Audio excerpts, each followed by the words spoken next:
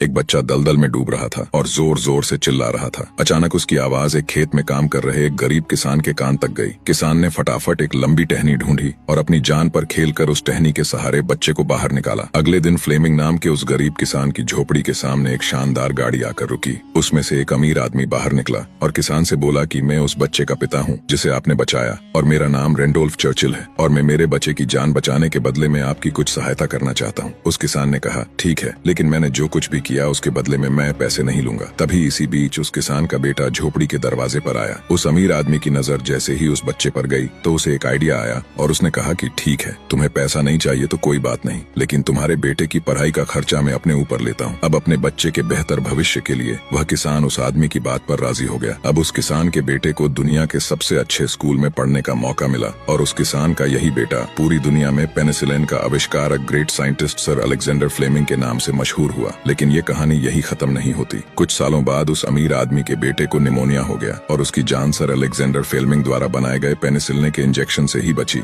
और उस अमीर आदमी के बेटे का नाम था विंस्टन चर्चिल, जो 2 बार ब्रिटेन के प्रधानमंत्री रहे। दोस्तों, शायद इसीलिए कहते हैं कि कर्म हमेशा घूम कर आते हैं। इसलिए हमेशा दूसरों का अच्छा करें ताकि आपके साथ भी हमेशा अच्छा हो।